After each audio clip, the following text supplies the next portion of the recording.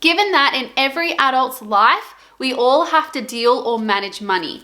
So why is it not being taught in schools? This is a very controversial topic with so many different viewpoints and opinions about money. This can be a very controversial topic with so many different viewpoints about money from a parent's perspective.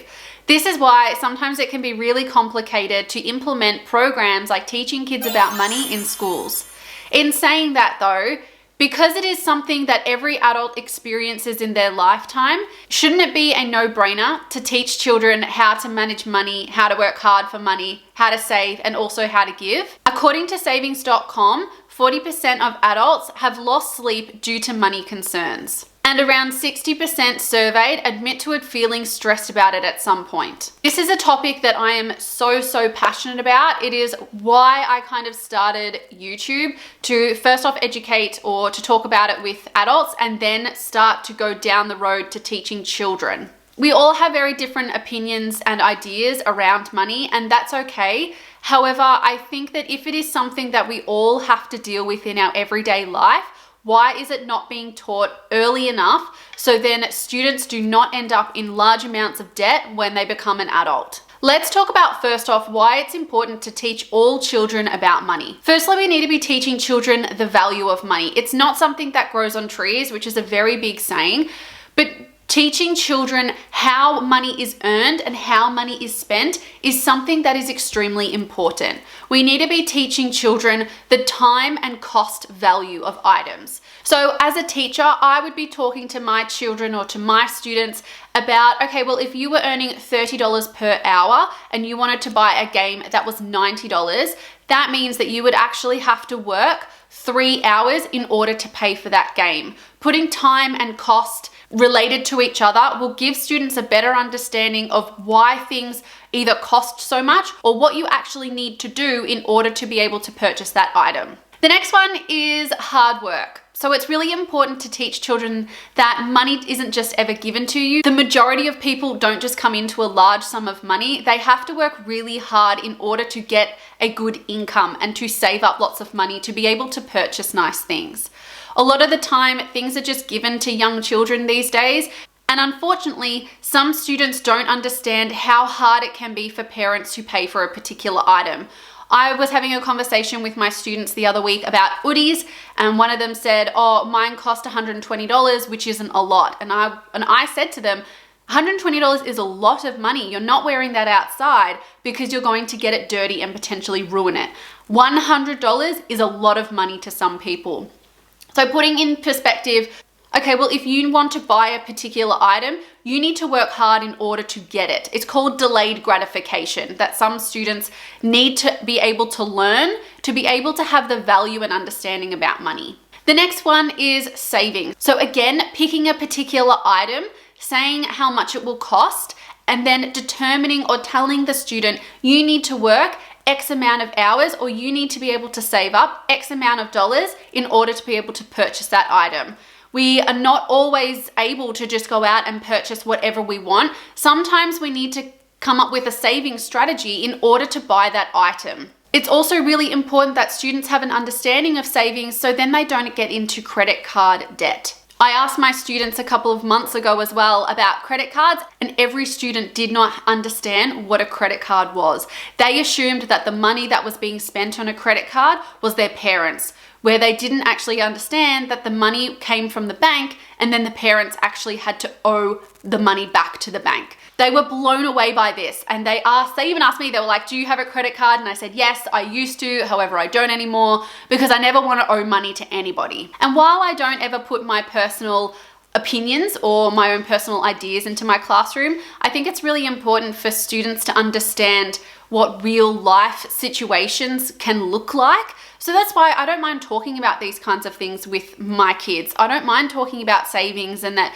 if you want a particular item, well, maybe you need to do more jobs around the house. Set yourself a goal. If you want to buy that game, which is $50, what kind of jobs can you do around the house that will earn you that pocket money? And the next one is budgeting. So I actually try to implement this as much as I can into my maths tasks. So normally what we'll do is we'll give them a really large project and they'll have an overall budget and they have to use the 4 operations, so addition, multiplication, subtraction, and division, in order to spend all their money. So we've done in the past that they had a budget of say like $50,000 and they had to furnish an entire house. They had to furnish 3 bedrooms, a bathroom, a living room, kitchen, everything.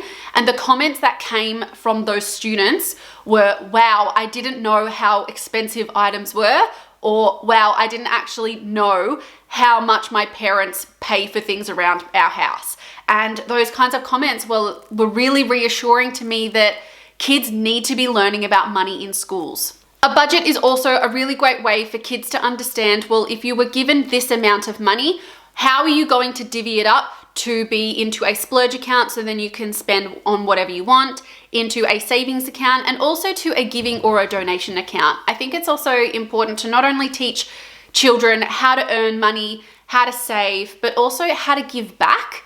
I think that that is really humbling for students to understand, and even if it is the smallest amount, it's still better than nothing. So then how come it isn't actually taught in schools? In 2020, only 11 primary and 13 secondary schools were given grants from ASIC, which is a financial governing service that's independent from the government, to take part in some Money Smart, which is also, I'll leave a link to that website down below, to take part in a Money Smart program to learn about money. So they took the Money Smart financial course, which taught them all the different aspects of money that was spoken about before. A lot of the students actually really enjoyed this course and found that it was really eye-opening to how they could manage money in the future as an adult.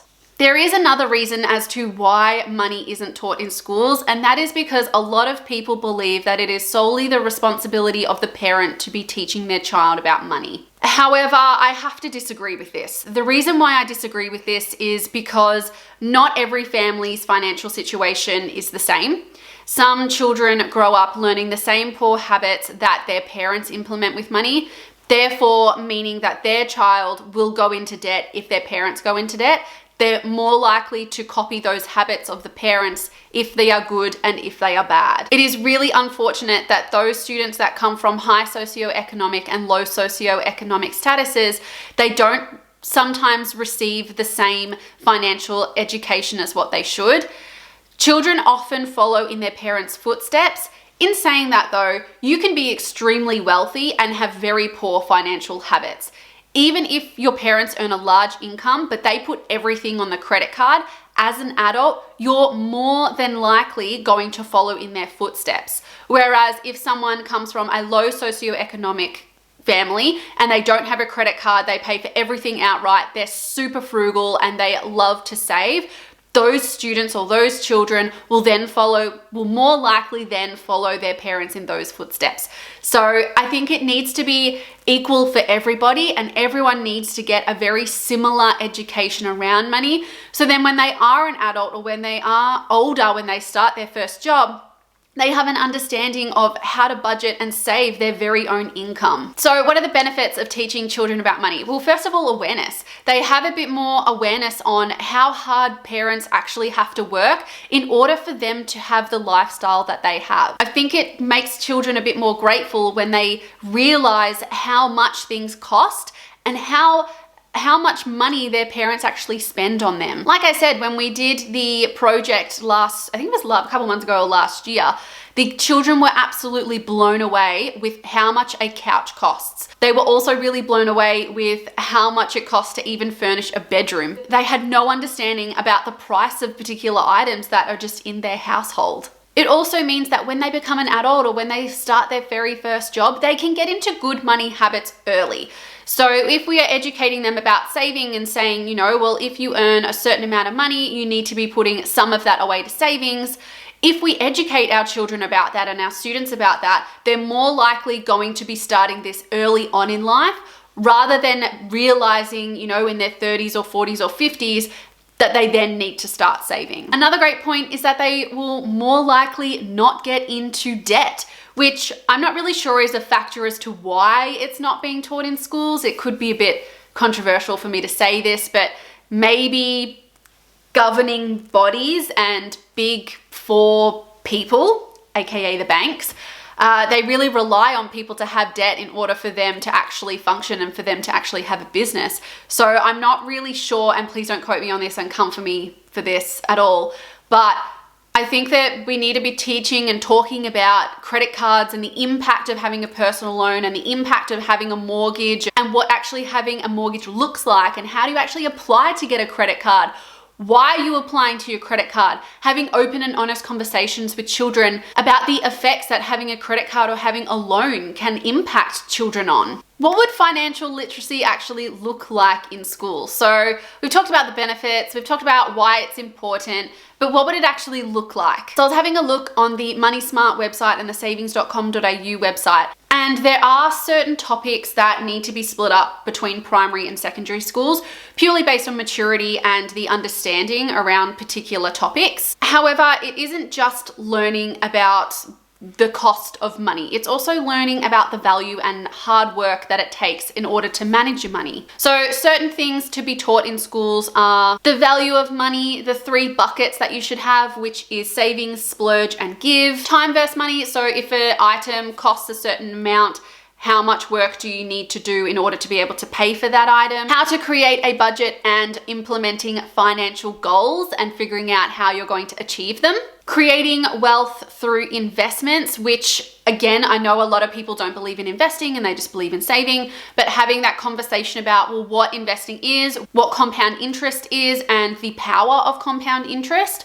Also learning about credit cards and how credit cards actually work, how a mortgage works or how to apply for a mortgage. Also talking about taxes. And lastly, but probably one of the most important ones as well, is superannuation. Superannuation often gets forgotten about, but it is something that we need for very later on in life. So if it's not being taught in schools, then what?